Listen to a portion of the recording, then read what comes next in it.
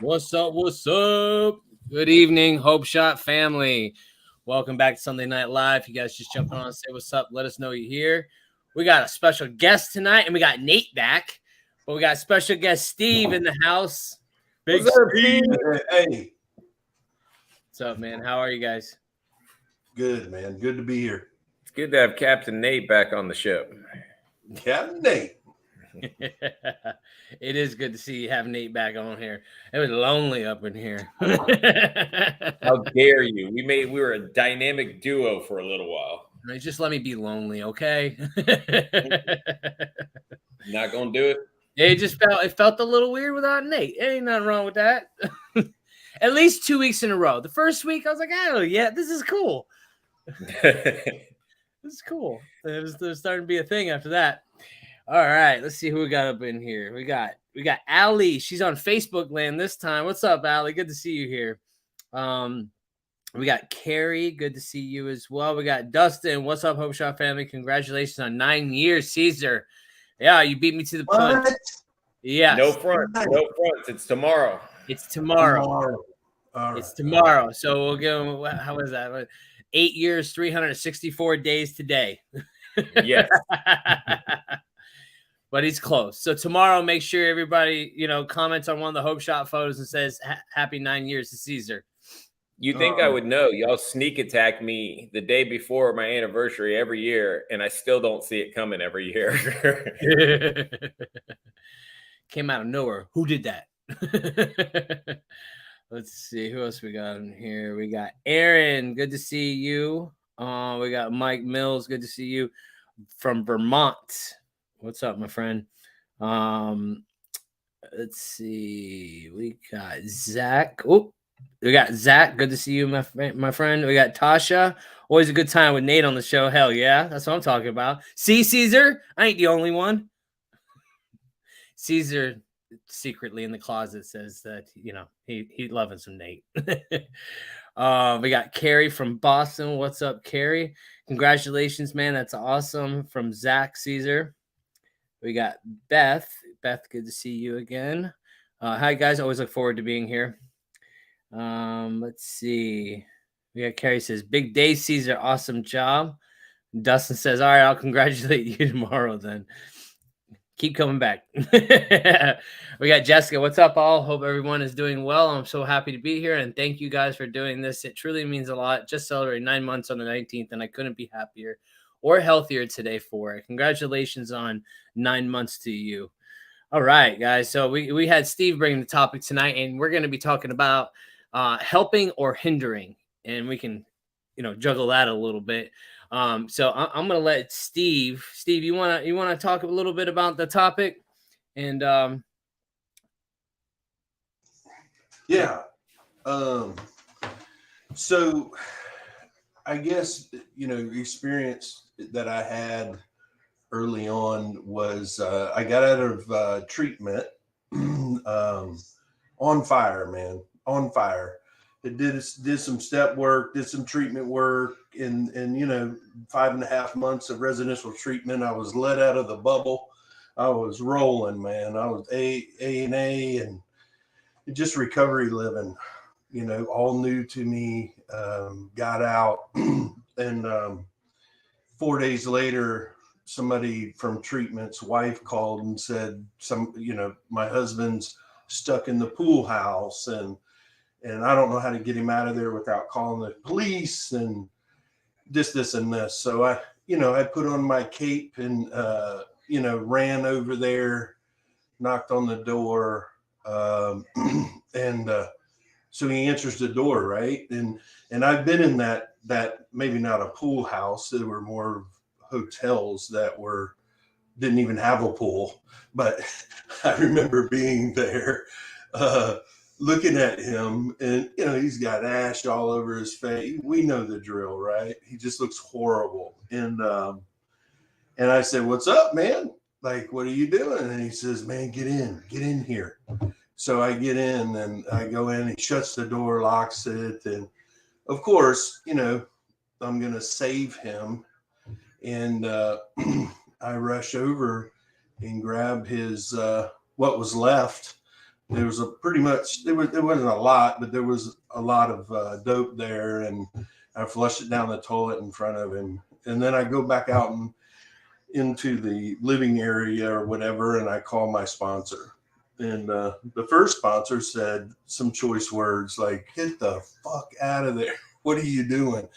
And then so I called somebody else, and he told me, he said, he's a guy from Alabama. He said, "Hey, Bubba, just because the rattlesnake's rattling doesn't mean he wants you to play with him. I suggest you get in your car and leave."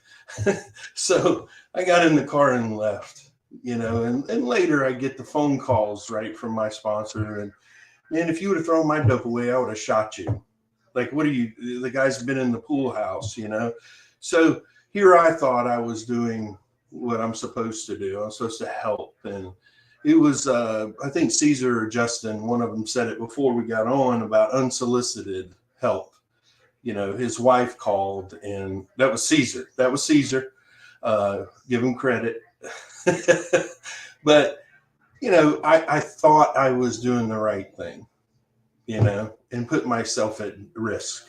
I put his wife at risk. I put him at risk. Just and pushed him further away from me. I've never seen that guy again. But I spent couple months in treatment with him, and we became close, of course. So fast track all the way to over the years, I look back, and one of the reoccurring themes that I've been having the last few weeks is this sense of urgency, man.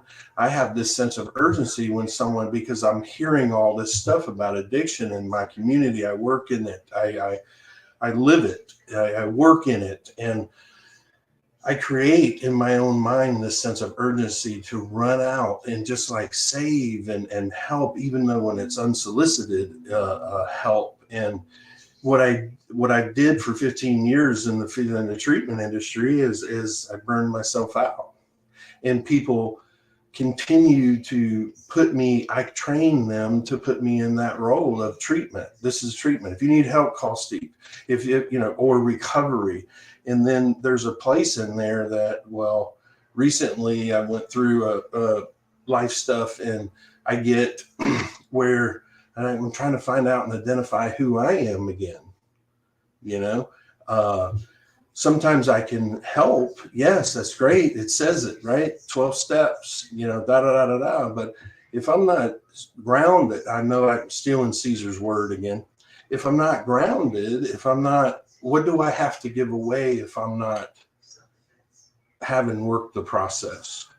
Having done my foundation, so to speak, or if I haven't done some work, how can I be of help other than just showing up and being nice and saying, hey, there's a way out of this, or sharing my story. That helps people. Me showing up to a meeting, that helps people. There's people in those meetings that I've been going to for years that have never shared in a meeting. I've never heard them talk, but they're always there. And it shows me it works. It works. Why does this guy keep coming back? Or they do share and say, I got 40 years, and they're still coming to meetings, So that's what I'm talking about. Am I helping or am I hindering? Am I helping? Am I doing what, I guess it boils down to God's will? Am I in connection with God's will? Or am I going on Steve because I want the pat on the back or the attaboy, or I feel inadequate as hell and I just want somebody to recognize? I say, or I see somebody at Publix or somewhere in the community, and they say, man, Steve, thank you. You helped my son, or you did this, or you did that. Am I coming from a place of my cup's not full and I need to feel what it feels like to help somebody to fill my cup from outside of myself? And I just really got to be on guard. I think I have to be on guard of that. What are my motives? What am I doing? Am I really doing what God wants me to do when certain situations? And my sense of urgency can't be somebody else's sense of urgency. And I come from the old school. I think old school, when they used to tell me when they've had enough beatings, they will change. The beatings will continue until the lessons learned. And it's sometimes I don't like to see people suffer. I don't like to see myself suffer either. But it's I try to rush in too quick sometimes, and that later they won't come back or they won't ask me for help because I've rushed in too quick and trying to fix everything. So that's my take on helping or hindering, which is most recent. It's been most recent in the last few months. It's really been on my mind, my heart, and my meditations. It's not saying don't help at all. It's not saying help all the time. It's saying, how do we balance that, or how do I balance that in my life? So, Yep. I appreciate you guys. Steve, I really, this is a good topic. This is a great topic because I feel like, as soon as we get freaking, clean, sober, whatever you want to call it, I don't care what it is, same thing, right? Right. We put the cape, right? We get this cape on. We want to bring everybody with us, man. Just like when we're doing drugs, we want everybody to come with us, and it's like we can't save everybody. For one thing, who knows if they want to be saved? You don't know that, and you said it exactly. It's like we could hinder their rock bottom as well, because everybody has to hit their rock bottom, and they might have been almost there, and we just freaking detoured them. You know what I mean? Away from their actual true rock bottom of where they're gonna actually bounce back up. That's how I feel on the subject. But let's see. We got some comments in here real quick, and then I'm gonna send it over to Nate because everybody hears me and Caesar too much. Know what I mean? Let's see. Yo, we got Brett says, "Congrats, Caesar. By the way, beast in the gym." Let's see. We got Tasha says, "What is this, Tasha? This is a recovery podcast that we do every week." Oh, you know what, Caesar? Wait, did you even read the clarity statement? Where you at? I was waiting for the host to say, this is the part where Caesar... You're the co-host. You stopped me in my track and say, brah. Well, in case anybody wants to know about it, this is the Hope Shot clarity statement. We here at the Hope Shot are a group of people in recovery spreading inspiration.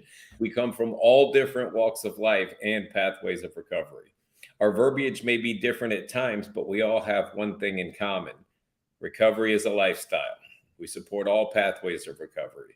It doesn't matter how you get from A to Z, just get there. And thank you for being a part of our Hope Shot family.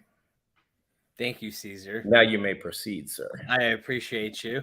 And now I may proceed. And in my defense, I got a lot of sun today. I'm a little fried, besides the sun, but the sun didn't, intensify the effect of being fried. So we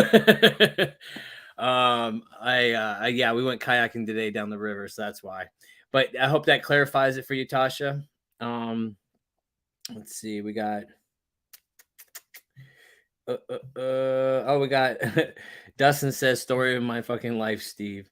And then sorry. And then he says, I've never related more to a share in my life. Holy shit. I don't know if I feel attacked or relieved. Let's see. We got Debbie says, thank you all for doing this every week. You're welcome. Thanks for being here, showing up.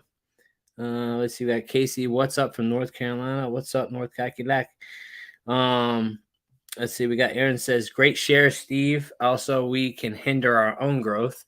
I have put myself in that exact situation as you did. Only for me, I used in those situations. So I'm very careful today when I'm doing a 12-step call or well check on anyone. I never go alone. All right. So Nate, let's hear from you, my friend. All right. What's up, everybody? A little pre-warning. My dog is turned up right now, although he just laid down, but just in case, wanted to put that out there. Great to be back, guys. I missed y'all. I was working and out of town. Always great to be here, especially I've had what a amazing week I've had since I've been home. just full of blessings and full of service, right? And I'm gonna do like I do and always bring it back to the beginning. When I first got into this deal, I had spent 2+ decades just burning my life and others' lives to the ground. I had burnt every bridge. I had hurt so many people. I had been a menace to society. I've been like a hindrance on our justice system. I completely violated and, destroyed my parents' trust, although never their love because they're freaking angels. And so it's I get into this deal, man, and I get some relief, right? And I surround myself with a group of guys that are actually doing this thing, man. Like I have some great mentors, and thank God for that, because without that, I don't know what I would have done, because I'm ready to make it all right. I'm trying to make 20 plus years of decadence, square in a year, and it's just impossible, unrealistic, and very unhealthy too. And what I failed to realize early on is that when I first get here, I am not really prepared to offer somebody what they need. You know what I mean? I need to figure out just who the fuck I am before I can help anybody, right? And a great misconception though is that my service has to be of the 12-step variety, right? Can you just picture this? Like, I stole from my community, I stole from my family, I lied, I manipulated, I jammed up the prison systems, I jammed up the court systems, I didn't pay taxes because I didn't work. I did nothing to contribute to my community, my family, anything, right? So me just getting sober, right? Me putting down the alcohol and the drugs and showing up for life in a somewhat, normal capacity, immediately I am of service, right? I am not stealing. My family doesn't have to hide stuff when I come home. I am working a job. I'm paying taxes. Like, I am already giving back.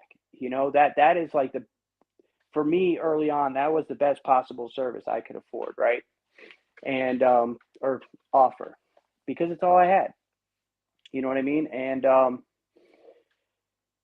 I remember getting through the steps and just dying to sponsor some people, but it wasn't it was because I wanted to help. It's in my nature to help others. It's inherent in me. I've always been that way. But it's because I saw the effect it had on those that were surrounding me. And not only that, there were so many people that had reached out their hand to me. I felt I had a responsibility to repay that, and because I mean, these men that I surrounded myself with really showed me how to live again, and they made me feel a part of when I was completely isolated, lonely, depressed, pathetic for so many years. And I finally was a part of something, a group, friendship, fellowship, my community, whatever you want to call it. Like, I was finally a part of something. And for me to get that back and to be a son, to be a brother, to be a friend, to be able to fall asleep at night, to be able to go to work, like all of these like stuff that I had got early on, I owed a debt, man, and I was ready to pay it back. But what I discovered is that it doesn't matter what I want, because I got a couple sponsees, they used right away, and I'm like, what am I doing wrong? And Um, yeah, I just, and it wasn't so much like I was doing anything wrong. It was just not, what my experience has been this, that working with others, being of service comes and it's seasonal. You know what I mean?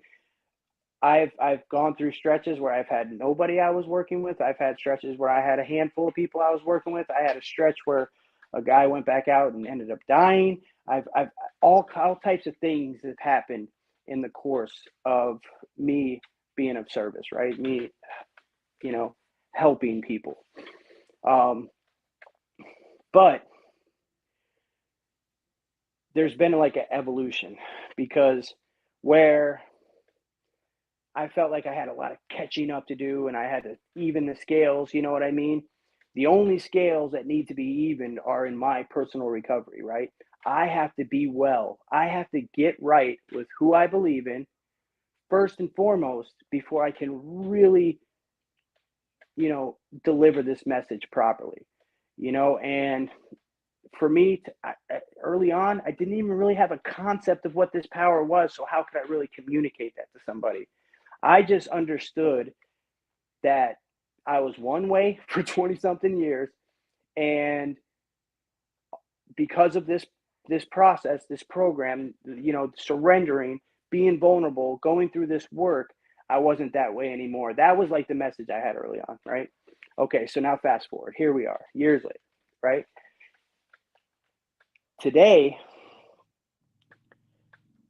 more than ever, I feel like I do have a responsibility to carry this message, because I have been gifted with this great blessing that is recovery, right? I and it's not something I read or saw. I didn't see a movie. Somebody didn't tell me about it. There are things that I've experienced on this journey that have completely transformed my perception on what faith is, what love is, what recovery means, what integrity means, what honesty means, what friendship means, what relationships mean. You know what I mean? And for once, I feel worthy enough that I have something to offer. I didn't feel that early on, man. You know what I mean? I'm still working on feeling worthy enough, and I'll still feel like an imposter at times. And so for me,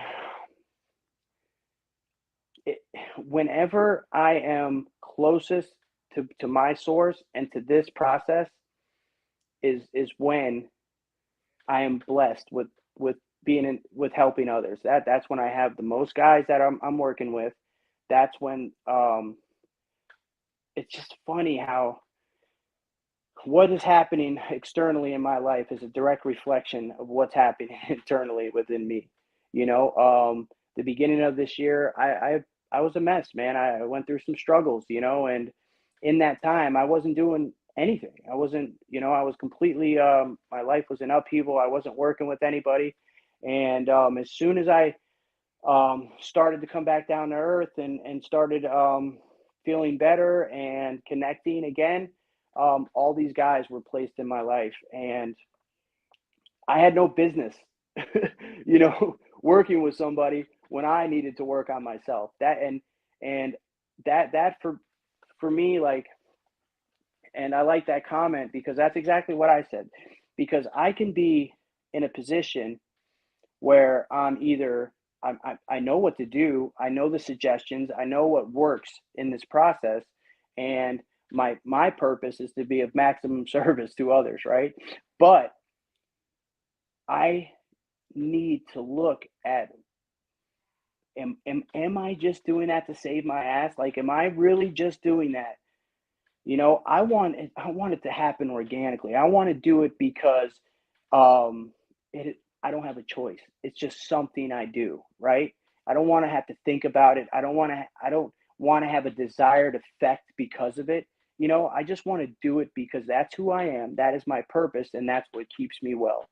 And ultimately, am I doing it to help somebody? I like what Steve said, man, because I can really get You know, spoiler alert, I still have an ego. You know, am I really doing it for accolades or to feel good about myself, or am I doing it truly altruistically, you know, without any you know, intention of getting anything back, you know? And that's where I'm at today. I like helping, I like being of service because that is who I am today. Because through my relationship with my source, I understand clearly that it is my responsibility to give this thing away. And in that, I have a responsibility to stay well enough to be able to give it away. You know, so if I'm not doing this thing on a daily basis, if I'm not, how can I go and tell somebody else to do it? If I'm not praying, if I'm not doing meditations, if I'm not reading my books, if I'm not doing my gratitude list, my inventory, I can't go and tell some other fucking guy to do it. I was a fake, a fraud. I was full of shit for so many years. I am not going to be that way in recovery. I'm sorry. That's not who I am today. So today, I'm able to go sit with a guy and tell him exactly how I live. And I don't have to tell them what to do. I just have to tell them what has worked for me. And my sole responsibility is to get them through this work. You know, I'm not trying to tell him what job he should keep or what relationship he should be in or what clothes he should wear or, you know, if he should hang out with this person or that. I am here to take him through this process to the best of my ability. I am here to be an example of the recovery that has completely transformed my life. And that is a great responsibility. That is something that I take super seriously. And I can show up in any of these situations, and it doesn't have to be in the recovery arena, man. I can show up with anybody or anyone today, and I don't really have to say much, you know, just be who I am. Be an example of in the fellowship that I'm involved in, there's a part where it says this thing has to work in and through us. So I develop this relationship with who I believe in. I receive it, right? But in order for it to have any effect on me or others, it has to come out. And that's what I try to do. By adhering to strict disciplines on a daily basis, I am able to contact this power, to access it, and then to let it work through me. I can share it with others. That's my sole responsibility today, especially in this recovery arena, man, is to just show somebody what was so freely given to me, right? And to be an example, and yeah, and to not do it, you know, for you know, I don't want to be, you know, super sponsor. I don't want to be the cool guy in the recovery room. You know, I just want to be somebody that people say, hey, that guy is solid. You know what I mean? He is a good guy. You know, he shows up for me when nobody else has, you know, and that's what I've done, man. This week has been full of blessings, man. I've been blessed with a couple guys, new guys to work with. I was able to invite this new guy to this little get together we had for Caesars one day before our anniversary party today, and just I saw his whole he just lit up. You know what I mean? This is a guy that has been in and out of the rooms and hasn't never got a sponsor, never worked steps, you know, and I invited him into my home with my closest friends, and I could see the magic happening. You know, like he was like, okay, and he you know, that's where it's at. You know, I don't have to sit there and lecture them or tell them this is how it's going to be. No, come see how we live, you know, because this is where it's at. And that's what I'm trying to do. And if I'm doing that with those intentions, with a pure heart, and I am connected and I'm doing it because this is what my source, my God wants me to do. I'm not hindering anybody. If I'm doing it for any other reasons, I'm not only hindering them, I'm hindering myself. And I'll be damned if I'm going to be a fraud today. You know, I'm going to continue to do this work on a daily basis. Whenever somebody blesses me with somebody to work with, hopefully I'm in a position to help them. Or if I'm not, I say I can't work with you right now. You know, this thing's a true gift, man, and it's such a life we get to live, man. You know, I had the best week ever, man. I'm just so grateful, and was able to spend time with Caesar and his girls yesterday. I had all my close friends over here tonight, man. And it's all because, you know, I make myself available, first and foremost, to who I believe in, and secondly, to others. And I know it's not me, you know. I put in the work and I meet this thing halfway, and blessings just unfold in front of me, man. It's a beautiful deal. I'll stop ranting. Thank you, guys. I love you. I wouldn't call it ranting. I would call that dropping it like it's hot. You know what I mean? Like you had a lot to get out. We needed to hear all that, man. That was good stuff. And you know, you pretty much said, don't let your mouth and your life preach two different messages, right? It's like you can sit there and tell somebody all day long, but it's showing, being the example, that was a perfect message. Because how are you living? How you living? You know what I mean? Like, Hey, I just want to put it out there. You know, he said, you know, he doesn't want to do these things to be the cool guy in recovery, and I don't want to burst everyone's bubble. But Steve's the cool guy in recovery. So I know he so is, dude. He's so way fucking cooler cool than us, and we're blessed to have him on here. So don't shoot for thankfully, that goal, because that's his thing. Thankfully, he came before us to show us what cool in recovery really is. Yeah, seriously. You know what I mean? And now we can all slide in there, and it doesn't matter what we say. Yes. We got the message. And Steve's these are the guys I surrounded myself with when I learned recovery from guys like Steve, like Johnny, like these guys that have been sober for years, and they're doing it how it's supposed to be done. Not and I'm not saying it's not like the only way or the right way, or I'm not talking about that. It's just they live. I saw this power. It's the only way I could be introduced to this power. They're not seeing preaching it work in others. They're living. No, they're living it. Preaching, yeah, man. They're living it. So it's inspiring, man. You know, so Brent. I just wanted to Brent had a comment in here, Steve. I just want to say, he was saying somebody in the comments said, truly, that's the definition of attraction rather than promotion. And that's what it is. You don't got to, if I'm sick, you don't got to preach to me. Just show me. Just show me that there's a better way. You know, people have told me there was a better way. I don't need to hear it. I need to see it. Yeah. And that's what I was going to say about the 12th step, right? I'm not saying that's the right way either. That's just the last and the first thing that worked for me, right? So that's where I come from. So it's having had a spiritual awakening as a result of these steps. We tried to carry. It didn't say preach it. It says carry. That's like a physical thing to me. And that's what I heard Nate say to back up what Justin was saying. It's like, what am I doing as opposed to this? And am I doing it with altruistic motives, or am I doing it because I feel like shit and I just want to go throw up on somebody? You know, that's it. Good stuff, Nate. Yeah, you know, and I really love what you had to say, Nate. Man, I'm glad you came back. I'm glad you had a great week. You know, and it was cool tonight, man. It was, and that dude Caleb. That dude fit in. He fit in, man, very well, you know. No, beautiful thing, man. Yeah, definitely. But let's read some comments, and I'm going to turn it over to Caesar, man, see what Caesar's got to say on some hindrance. Let's see. We got Brittany says, hello, sorry, Hope Shot family. I was feeding my little girl and lost track of time. I'm glad to see you here. Make sure those kids are fed, though, right? Make sure they fed. Let's see. We got Zach says, glad you're back, Nate. Good to see you, brother. I love hearing all you guys share. We got Brett says, I feel that, Nate. I have struggled with that feeling of being worthy enough or ready or far along enough to jump into the trenches and do more than I still have work to do. I felt that too, being worthy enough, or do I have anything to offer anybody? You know what I mean? So that's something that I battle with as well. I think we all can kind of relate to that in some form or fashion. Let's see. We got Rita says it's a constant work. It's never done. There's always room for improvement.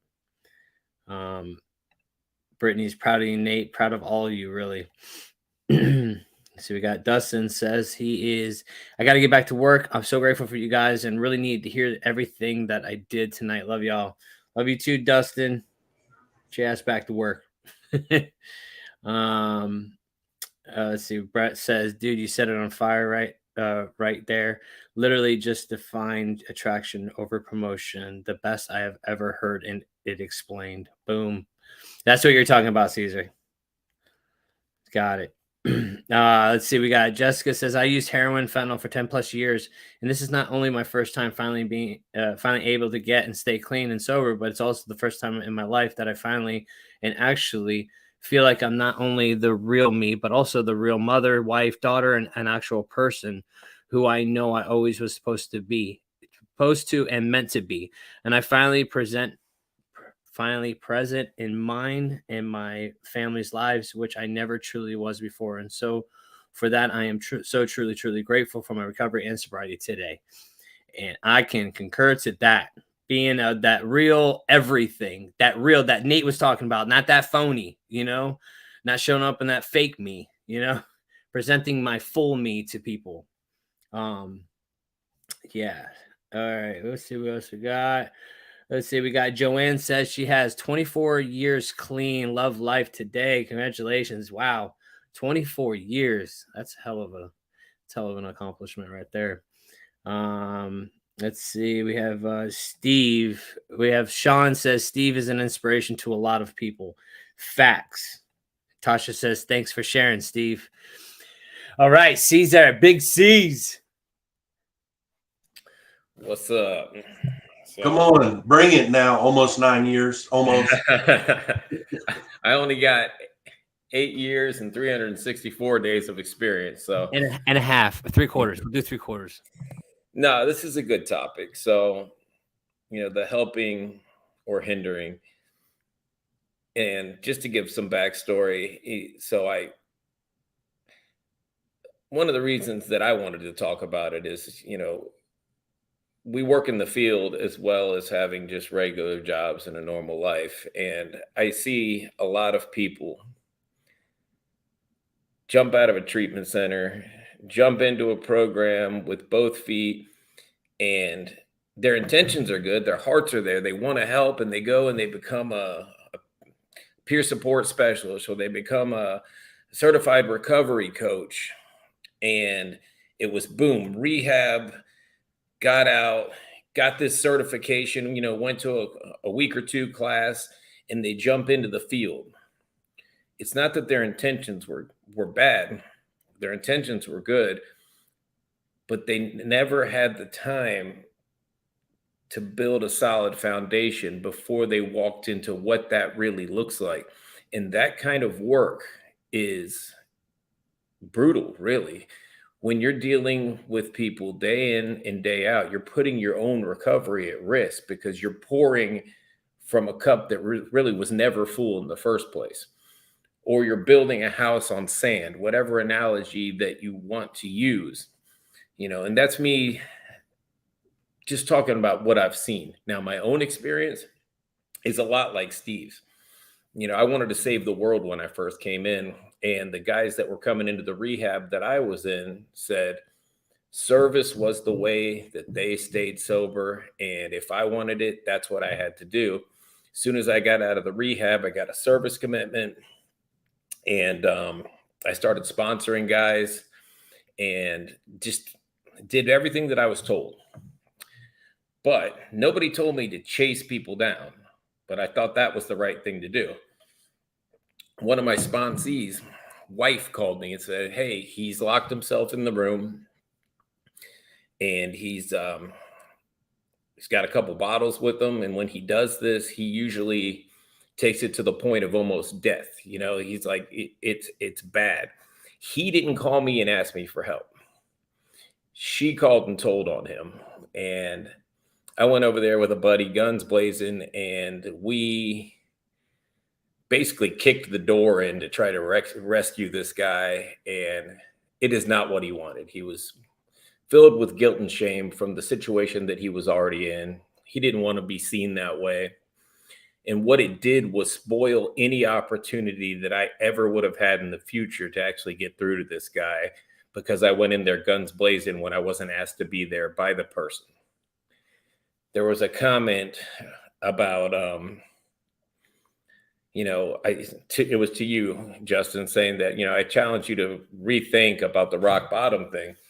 Well, I don't know if everybody's got to have their rock bottom or not. I can't tell you what you need. I can only tell you what my experience was. But I know that I make myself available and ready when asked. I can't force somebody to get into recovery, get sober, to do anything. But I can be ready, I can be kind, I can be loving, and I can be an example. So when that person is ready, that they can ask me. And it took a lot of years for me to understand that. There's a 12-step mindset that you got to get a sponsee, man. You could go hit the meetings and find a sponsee. I don't think like that anymore. That's the attraction rather than promotion. I go, I share a message of hope. I share my experience. I live my recovery out loud every day. I don't have to go hunt down a sponsee. I don't have to go try to pull somebody off a bar stool or pull somebody out of the dope hole. If they're ready and they've connected to my message, they can ask me for help. If they don't ask me for help, I don't give unsolicited advice, because when I was out there, I did not want to hear that crap.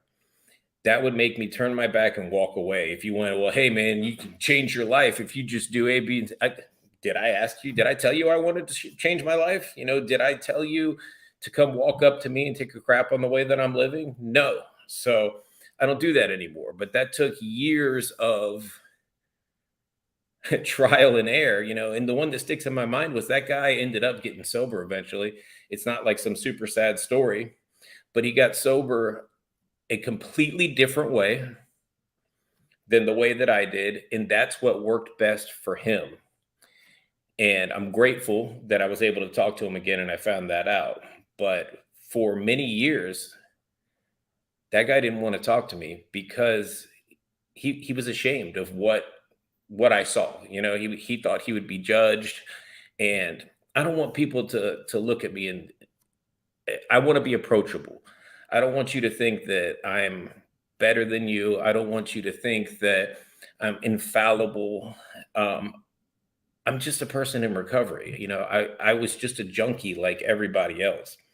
So I don't want to hinder somebody else's chance to ask for help by forcing my help on them or giving the unsolicited advice. Now, that's both ends of the spectrum. If I don't have a foundation, I'm not fit to transmit this message, then I don't have any business trying to help somebody else. I can keep my help to what Nate said. I can be of service in my community. I can, give back where I can. I can hold the door at the grocery store. I can go mow somebody's lawn, but I don't have any business telling somebody how to do their recovery, because I haven't really figured out how to do my own recovery yet. And to me, the only thing I can share is my experience. And if I'm not experienced at a recovery program, if I don't have some kind of solid foundation, then what am I sharing? So I don't want to hurt myself. I don't want other people to hurt themselves by doing it that way. And the other side of that is, I don't want to use somebody.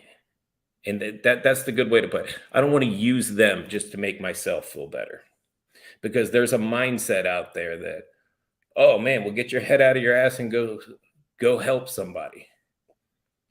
Well, maybe I don't have anything to offer right now. Maybe I gave it all out. Maybe I need to do some internal work. That's not always the answer. Sometimes the answer is, I'm messed up inside and I need to fix me before I have anything to share with somebody else. So everybody that's on this screen, the four faces here, we're in a position to offer information, to offer a solution. We all have a different solution, whatever it is. But we have a responsibility to make sure that what we share is authentic and available to all. Everyone that's on this screen has put work in. And we share these things with everybody. We share our mistakes and we share our triumphs. And the reason we share the mistakes is we don't want you to have to go through the BS that we went through. I didn't do it all perfect. You know, I ran that guy off. I've used 12-step literature as a weapon practically. You know, this is the only way to do it. This is the way, and you got to follow these rules right here. Well, that's BS. There's multiple pathways out there. It doesn't matter. Just like it says, doesn't matter how you get from A to Z, just get there. I'll support you no matter what. There is no right way. There's only the way that's improving your life. And that took years of me getting rid of my preconceived notions of what recovery should look like. I'm at a place now where I don't care. There was people saying, you can't sponsor a person that's on MAT. Well, maybe you can't sponsor them, but I can do my best to offer them something. I'm not going to shun them. So I make myself available to anybody. If you're on MAT, if you're looking for a 12-step experience, or if you just want a friend to talk to, I'll be that friend for you and I'll talk to you. And if you don't like my brand of recovery, you don't have to buy it. But we can still be friends and I can show you how good things could be. You know, I can put you to somebody else that knows a different way and you can see if that works for them. But all those things involve us getting rid of our ego, thinking we know everything and our way is the best way.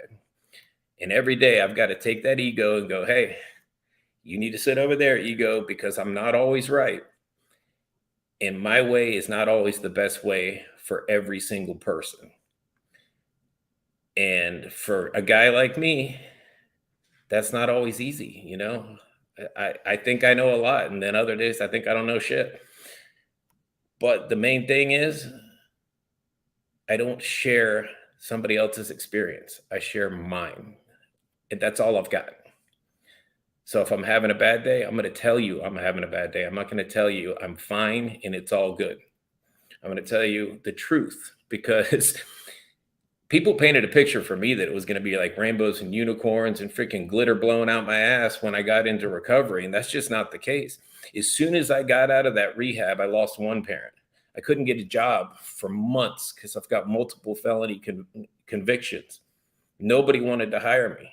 It was not sparkles, rainbows, and unicorn farts. That's just not what it was. I lost another parent in the beginning of year 2. It was a rough road, but it's a beautiful road because each one of those obstacles, each one of those traumatizing things that happened, I made it through those things sober. And I had the experience of going through them to share with somebody else. They'll say to me, hey, I don't know if I can do this, man. I just lost my mom. And I can say, yes, you can do that. Let me tell you how I got through it. Let me tell you what the people told me to do. I listened to them and it worked for me. So it worked for them, me. I know it'll work for you. And that's it. We got to take the ego out of it. We're not Superman. None of us have an S on our chest. We don't need to dive into this stuff head on and try to save people. If they want to be saved, they'll ask for help. And there was many, many years that I did not want to be saved. You know, there's people that tried to share this message with me many years ago, and I thought they were just stupid. Like, what do you mean never drink again? What do you mean not use drugs? That sounds insane. That's literally all I do. Why would I? You want me to completely change my life? Are you insane? You know, and it took what it took. So back to the rock bottom statement. My last time out was not the worst time out. It was just the time that my mind was open enough that I heard that guy that came into the rehab center share that message. I've been to 5 other rehabs. There was guys coming in there sharing a message. I wasn't ready to hear it. This time I was ready. So I don't know if somebody has to reach their rock bottom, but what I do know is they have to be ready to receive the message. And if they're not ready, you're either going to push them away or you're wasting your time. You can't force recovery on somebody. It's their choice. It's not ours. That's it. Thank you. Damn, Caesar. Another fire. Firehouse night. I'm just trying to be cool because Steve's on. Yeah, I think you're just trying to like show off a little bit. Steve's here and shit. No, dude, fire, man. That was right on point because that rock bottom thing, man. And I'm gonna share a little bit on it, but I want to read some comments real quick because I have a few things I want to talk on that. Let's see, we have a lot of comments. Oh, let's see. We have Joanne says, I am really struggling with a loved one who is really struggling with meth, and I just try to encourage this person to take the steps. I want to fix her. I just cannot, and this is hard. And it is hard to see a loved one go through it, and you want to fix them. You want to fix them, shove it in them, you know, the fixing antidote, you know. But it's man, people gotta want it. They gotta want it, and it sucks. You know, especially with the shit they got going on these days. William Atkinson, man, good to see you in the comments. Well said, Caesar. Let's see. We got Soul Support says that's kind of my life mission is to help, especially when younger generation with our life experiences and stories, not to have to hit the rock bottom to find it. And yeah, I'm going to share on that a little bit, but I concur with that.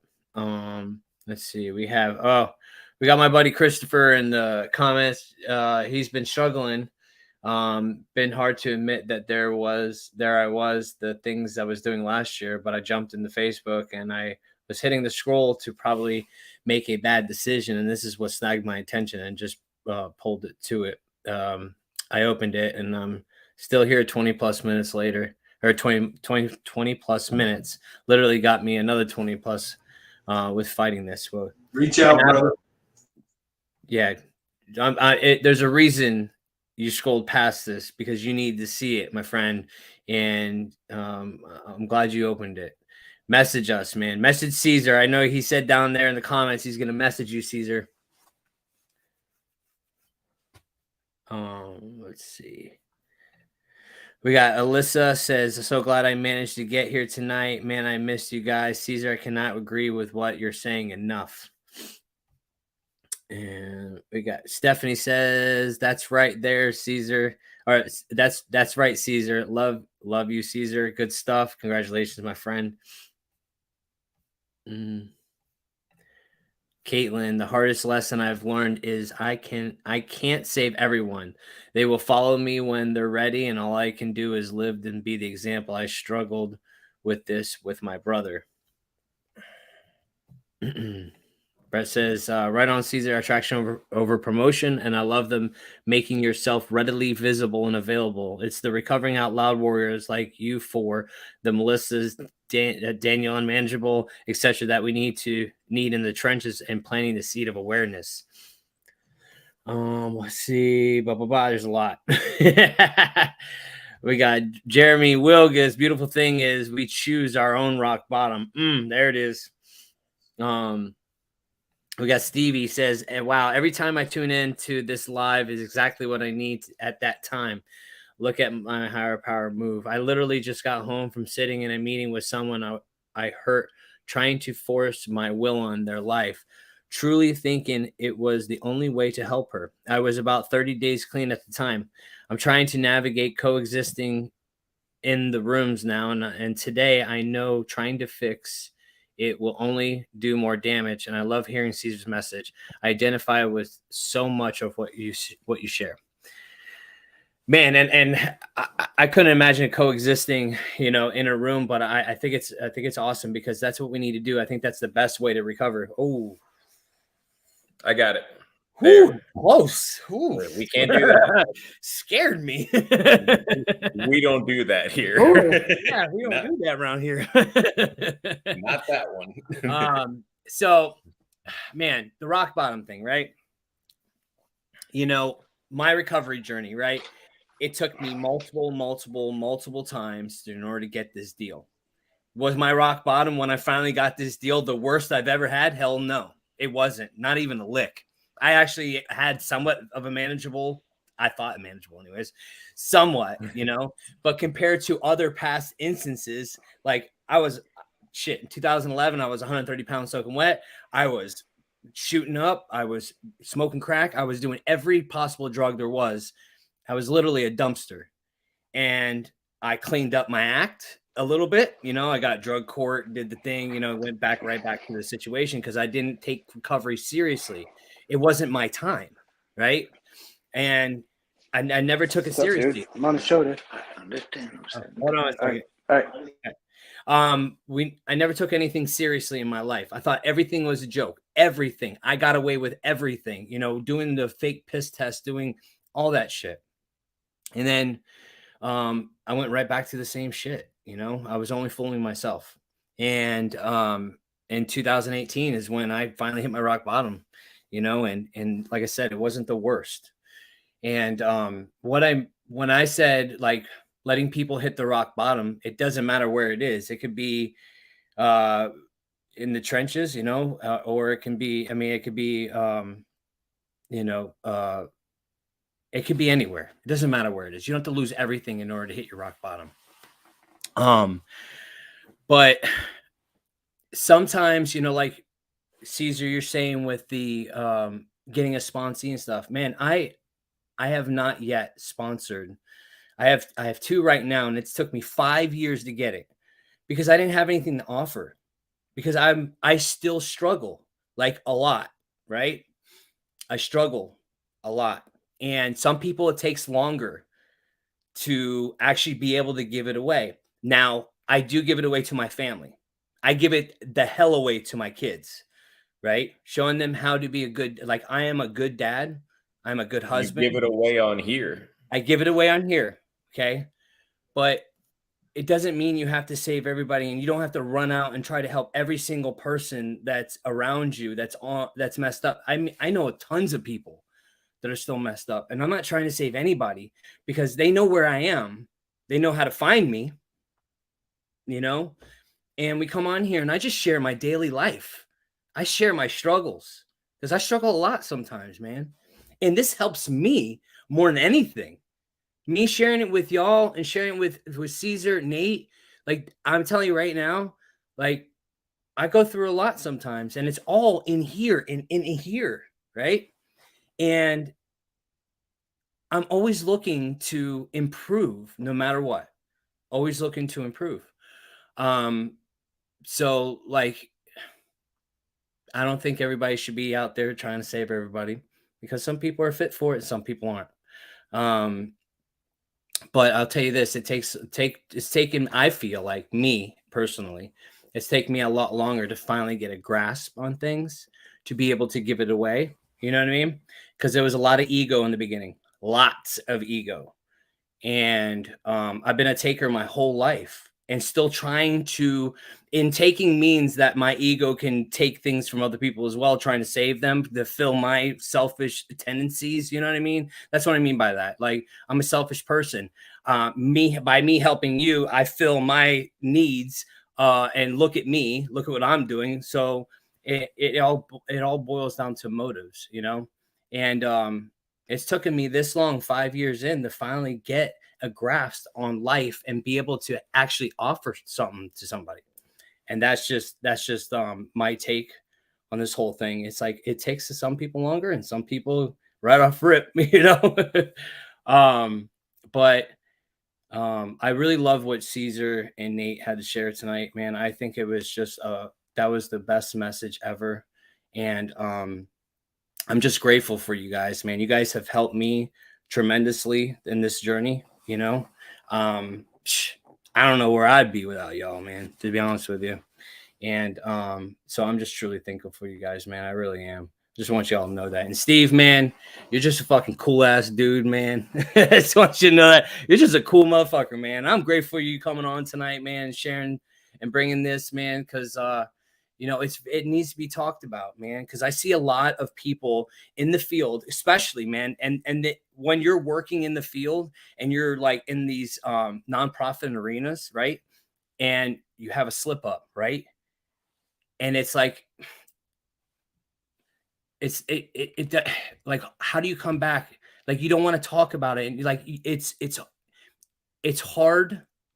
It's hard enough being in an arena where you're like this person up here in this nonprofit world. But if you're just giving it, and you're not putting any deposits into your bank account, right?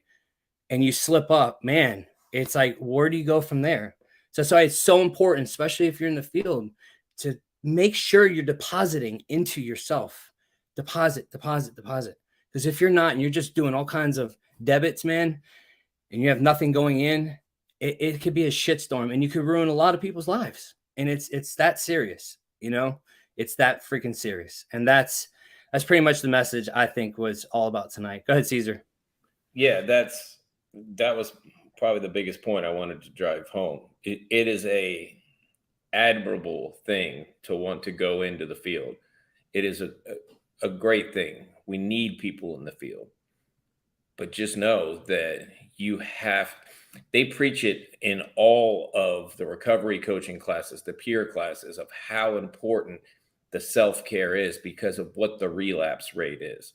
I don't want to discourage anybody from going out and making a vocation out of helping people, but I do want to drive the point home that you have to take care of yourself first before you can go out and give, because that type of service work, it's all consuming. And they told me early on that it was life on life's terms, not life on my terms. I don't think I knew what that meant until I really, got into like the second year. I was like, oh, you mean like for real life on life terms, like whatever it feels like throwing at me type terms. Literally, I got nothing to do with this. I got no power, no control over what happens in life. I only can control my little hula hoop. So I better damn sure make sure my hula hoop is filled with a support network, spirituality, and just keeping me full and keeping me protected before I go out and face life, whatever that life may look like for you. That's why 3 of us on here, we have a gratitude thing every morning. Before we step out the door, we start thinking about what we're grateful for. Before we go and we get hit by the stuff from our jobs and by the world out there, we get grateful. At night, when we're shutting it down, we go right back and start thinking about what we were grateful for that day, where we fell short that day, how we can do better the next day. And do I owe anybody an apology, an amends, anything like that? We open and close the day pretty much the same way, because if I don't do that, then I'm sick when I go out and I can't handle the stuff that the world throws at me. But if I stay connected and I do what I got to do, I can handle anything when I go out there. So that's my 2 cents. Thank you, Caesar. I don't know if Steve and Nate wants to add anything, but I think that's it for tonight. I just real quick, the thing that I heard at a meeting the other day from a guy that I met in prison 6 years ago. He's sober. He celebrated 3 years the other day. This is what he said at a meeting, and I was very taken back by it. He said, how selfish it is of me to come in, get gifted with sobriety and grace, go through this process, and then I don't help the next person with it. That's more selfish than I was when I was using, right? And I can translate that to, man, that was cool coming from a guy who's got 3 years sober. Like he's doing the deal, man. That's attractive to me, right? But I can say, man, I need to get out and start helping people and go grabbing people off of bar stools or whatever I need to do. And then it's like Nate said the word, my boy Johnny says it all the time, and I can't stand it, but he says, I become pathetic. That word pathetic, and it's not, for me, it's not coming from an altruistic nature then, and I always heard, just to comment on what Caesar said, I always heard recovery teaches you how to live life on spiritual terms, not life's terms. And I think that gratitude list, Nate sends me his every day. I love it. I just try to mirror it some days. Let me mirror this list today, God. You know what I mean? And just go at it like that. But I appreciate you guys. I love you guys. There's nothing you can do about it. You know. Love you too. Hey, Steve. man, Nate's gratitude list always makes me feel bad about my gratitude list. Stop it. Mine looks like a kindergartner wrote it. I am yeah, I'm with you on that one, but it's all good, man, you know. But hey, thank you guys for joining us tonight, man. In the comments, thank you for commenting, thank you for engaging with us, because that is what the interaction is, man. That's what makes the Hope Shot, man. It's all you guys out there listening to us, joining every week, and sharing this live. So if you haven't shared it, make sure you share it. You never know who might need to hear it, you know. So thank you guys for joining us tonight, and we will see you next week. You have a good week, and love y'all. See ya.